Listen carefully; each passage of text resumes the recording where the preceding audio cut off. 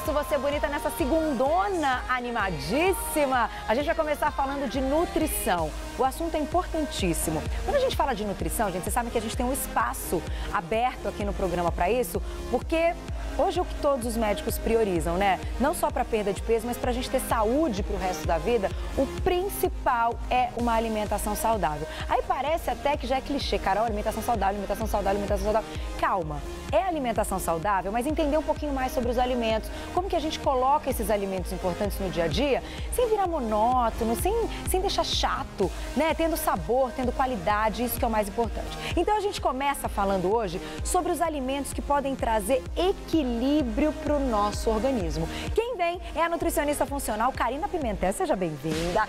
Tudo bem? Adorei o estilo já, viu? Gostou? Arrasou. É das minhas. Eu tenho mais ou menos esse estilo. Depois eu mostro ela vestida inteira para vocês verem, viu? Seja bem-vinda. Obrigada. Falar sobre esse assunto é muito bacana, porque assim, quando a gente fala de alimentos funcionais, alimentos que trazem equilíbrio, a gente sabe que tem uma infinidade deles. Mas conseguir colocá-los da maneira certa que eu acho que é muito difícil. Sim. Né? E aí a questão, eu acho que é importante a gente ressaltar aqui, todo mundo sempre se pega a um alimento específico. Agora é o alimento da vez e esse alimento tem um poder e vai fazer emagrecer, vai ter uma ação antioxidante. Mas o que a gente tem que ressaltar é que, na verdade, para a gente ter equilíbrio nessa alimentação, a gente precisa compor esses alimentos numa rotina. Não adianta consumir por um mês, por 2 semanas porque está na moda e depois deixar passar. Entendi. A alimentação equilibrada, ela é composta por carboidratos, para fornecer energia. A gente depende de proteína, que é importante para a questão muscular, para a renovação de tecido. E a gente depende de alimentos reguladores, que vão fornecer mais vitaminas, mais minerais, mais fibras. Então eu trouxe um composto aí de todos esses grupos alimentares, para a gente poder priorizar algumas propriedades interessantes para se manter equilíbrio aí no dia a dia. Inclusive gordura boa também. Gorduras boas são importantes para a pele, é super importante para a hidratação da pele. É importante para a formação hormonal e todo mundo morre de medo de gordura. Então a gordura engorda. Tem gorduras boas e tem gorduras ruins. A gente precisa de gorduras boas na alimentação. Depende. E nelas a gente não vai ter só a gordura em si, mas a gente vai ter outras propriedades que vão ter ação funcional, sem dúvida nenhuma. E que podem melhorar o metabolismo, que aí tá o segredo. Tem, já saíram algumas gorduras aí na mídia realmente associadas à questão de melhorar o metabolismo, associadas à perda de peso e tem realmente ação.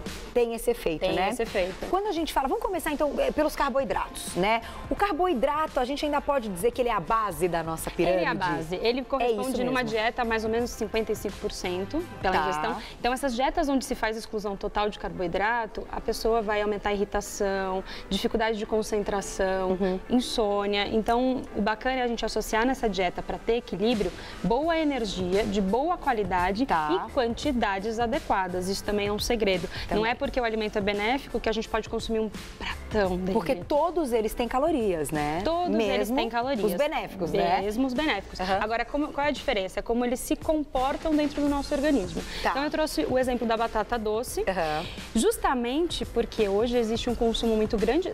A população do brasileiro tem muita batata, qualquer receita tem uma batata associada. Verdade. Então, eu trouxe a batata doce justamente para mostrar essas diferenças. O que a gente tem na batata doce? Carboidratos complexos. Então, ela é liberada, esse açúcar da batata doce, ele é liberado lentamente no sangue.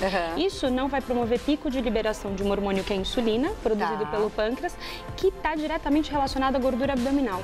Então, quanto mais insulina a gente produz, mais chances de ter gordura abdominal. Quando a gente está falando de uma batata inglesa, por exemplo, que é muito utilizada, ela tem esse índice glicêmico mais alto, então ela libera uma quantidade maior de açúcar no sangue e isso vai promover uma liberação maior da insulina que está associada à gordura abdominal. Então, gente, ó, isso é importante. A gente já falou algumas vezes aqui desse lance do índice glicêmico alto e índice glicêmico baixo, mas você completou com algo que a gente não tinha falado anteriormente, que é a gordura abdominal associada. Então, o problema de aumentar essa glicemia, esse pico de açúcar e de insulina é porque... A forma que é liberada. Isso faz com que o nosso organismo estoque gordura aqui? Exatamente. Imagina aqui, a cada quantidade de açúcar que entra no sangue, isso estimula o pâncreas a liberar mais insulina. Só que se tem mais produção, mais chances de aumento de gordura na região abdominal. Entendi. Então, aí tá a diferença do carboidrato. Não é simplesmente se ele tem mais calorias ou não. Até porque a batata doce tem até um pouquinho mais de caloria que a batata inglesa. Ah, é? Só que qual é a diferença? É a forma que esse esse carboidrato vai se comportar no organismo. Entendi. E aí aqui a gente também, a batata doce hoje é muito utilizada por praticantes de atividade física, justamente com esse benefício de como tem essa liberação mais lenta de açúcar para a recuperação da musculatura, de energia. Então, além disso, a gente tem fonte de vitamina A, a gente tem uma associação muito boa da batata doce com dietas para perda de peso para aumentar a saciedade. Ai, que legal. Justamente para essa liberação lenta. Quanto dessa batata doce a gente poderia, colocar na alimentação? Como é que a gente seleciona essa quantidade para a gente não passar desse limite? 2 rodelas de batata doce, mais ou menos da grossura do dedo, 2 rodelas equivale a uma média mais ou menos de 60 calorias. Então, 2 rodelas seria suficiente. Para praticantes de atividade física, a gente trabalha com uma dieta individualizada e aí justamente a gente vai para um consumo maior. Tá. Quem não vai fazer atividade física, então, 2 rodelas. Pode ser utilizado substituindo um arroz, justamente, às vezes num assado, ao invés de usar a batata branca, utiliza, né, a batata inglesa, usa a batata doce. Tá. E tanto pode ser a branca quanto a roxa. Elas têm as mesmas propriedades. A roxa ela é mais conhecida porque ela tem esse aroma e o sabor mais característico. A batata branca, ela é a polpa dela é um pouquinho mais seca, mas as duas são muito boas. Cozida, assada, é maravilhosa. Um purezinho, de repente, de batata doce é legal. Maravilhoso. Às vezes um purezinho acompanhando um peixe, né? Que a gente vai falar depois que a gente faz a associação de gordura boa. Então, já falamos outra coisa importante. O fato da gente colocar a batata como carboidrato da refeição não pede outro carboidrato. Não. Então, é só a batata, não é batata com arroz. Não, é só a batata. E tem muita gente que faz a batata, né, o purezinho, o arroz, e aí continua, não é verdade? A Cardona. As pessoas se identificam, porque muita gente faz isso. É gostoso? É gostoso, mas aí a gente já tem 2 carboidratos. Aí é o problema, porque aí começa a gerar excesso. Entendi. Mesmo que seja um carboidrato complexo, o excesso vai liberar muito açúcar. Entendi. Então, o máximo pra gente ter uma noção aí, se fosse um arroz, 2 a 3 colheres, se fosse purê também. É claro que a quantidade é sempre individualizada, mas a média, duas rodelas de batata doce supriria essa necessidade de carboidrato da refeição. Perfeito. Legal. Aí a gente também tem aveia. Aveia, que tá todo mundo falando muito da aveia. É top. Na verdade, assim, a gente só tem coisas boas para se falar da aveia. Eu trouxe ela em flocos finos e tem aí o farelo, que realmente é a parte da aveia que tem mais porção da beta-glucana. A beta-glucana é a fibra responsável pela redução do colesterol ruim. Então, em dietas para pessoas que têm alteração de colesterol, é fundamental. Nenhum paciente que entra no consultório com alteração de colesterol sai sem a aveia. Não tem... Tanto faz a maneira... O farelo vai ter maior porção da beta-glucana. Tá. E ele tem uma porção calórica um pouco menor. É menor? É um pouco menor. Sabia. Então, para colesterol, o ideal seria utilizar o farelo. Agora, nada impede de utilizar flocos finos, flocos grossos, farinha nas receitas. Não é isso que vai anular o efeito da fibra para redução. Perfeito. Mas deve introduzir. Quanto por dia, mais ou menos? 2 colheres de sopa ao dia. Já foram feitos estudos com até 6 colheres de sopa que não houve aumento de peso. Entendi. Mas 2 colheres de sopa é o suficiente para a gente atingir essa quantidade de beta-glucana. E você acha legal colocar onde essa aveia? Na fruta. Em vitaminas, em sucos. Às vezes todo mundo gosta daquele franguinho empanado. Empana na aveia e assa. Então aí não precisa ir para fritura e não precisa utilizar outro tipo de farinha que teria um alto índice glicêmico. Mas deixa eu te fazer uma pergunta, porque eu sei que tem muita gente que tem agora intolerância ao glúten. Começaram a falar, então agora todo mundo só fala nisso. Tem aumentado o número de pessoas com intolerância. Não é que aumentou, começaram a falar mais, as pessoas começaram a descobrir mais. Não é? E isso também tem relação com a qualidade, que é o que a gente chama de microbiota, que é a flora intestinal. Por conta da qualidade da alimentação de hoje, a gente perdeu muita qualidade na microbiota intestinal. Então, as pessoas estão mais suscetíveis a realmente uma permeabilidade intestinal e justamente uma alergia. Entendi. Então, desenvolver essa alergia.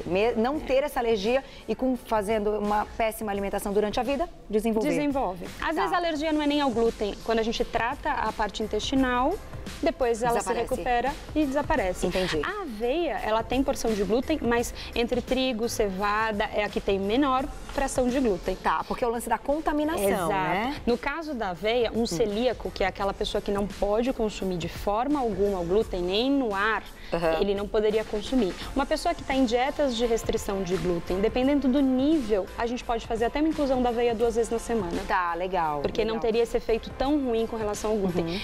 Colocando na balança os benefícios que ela tem, tá? Vale a pena. É maravilhoso. E aí ela vai fazer a mesma função da batata doce no caso da liberação de açúcar. É mais lento, promovendo saciedade.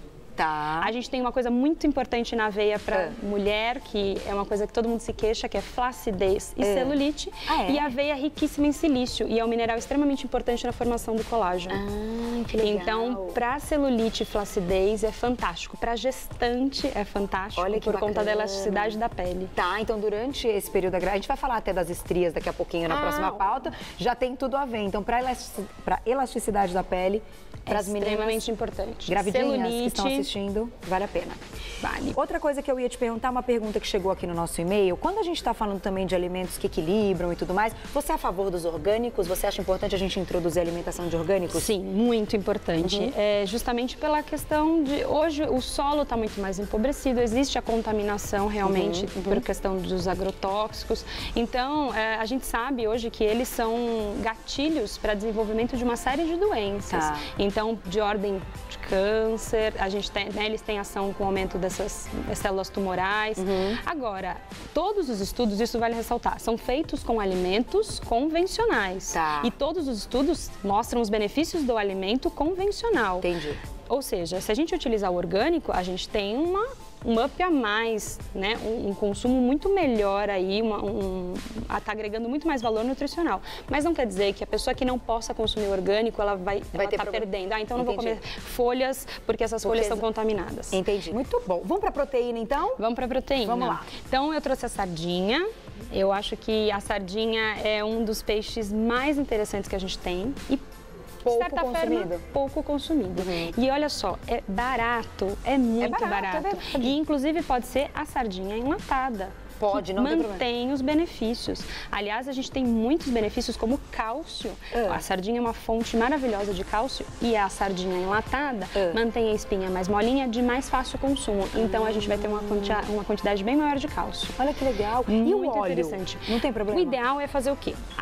Qual que é o benefício, inclusive, que eu trouxe associado à proteína, que é a gordura boa. Tá. Então, só que o ômega 3, ele oxida muito fácil. Então, o ideal é comprar ele em óleo mesmo, fazer toda a exclusão desse óleo, pode ser uma peneirinha, separa uma peneirinha, tira bastante o óleo, deixa bem sequinho e aí faz a utilização. Esse óleo, ele serve pelo menos para manter o ômega 3. Se a gente compra, até acontece no caso do atum, compra ele em água, o que vai acontecer? Ele tem perda desse ômega 3. Entendi. O óleo, ele serve pelo menos para conservar esse ômega 3. Mas o ômega 3 não está no óleo? Não está no óleo, está no peixe. Porque eu ia te perguntar, então se tivesse no óleo, a gente poderia usar esse óleo para algum tipo tempero, de preparação? Não. O ômega 3 está no peixe. Então aí a gente tem que fazer a exclusão do óleo. Entendi. E aí assim, super interessante inclusive para gestantes. Claro que gestantes têm limitação do consumo de peixes na semana, mas justamente porque tem ácido, por conta de contaminação de mercúrio, principalmente peixes grandes. Menina, não sabia disso? 2 vezes na semana. 2 vezes na semana peixe na gravidez? Na gravidez. Nunca soube disso. Consumi um montão. Menina, eu comi muito peixe, acho que eu só comi peixe. Eu voltei a comer carne vermelha também por causa do nenê, mas peixe muito mais. O ideal é até 2 vezes na semana por justamente essa contaminação de mercúrio. Porque tem realmente o peixe, principalmente o peixe grande, o atum, ele vai ter uma contaminação maior.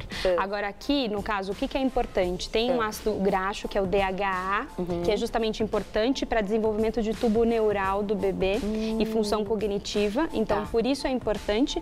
E hoje já tem também muitos médicos e sempre o nutricionista vai suplementar o DHA.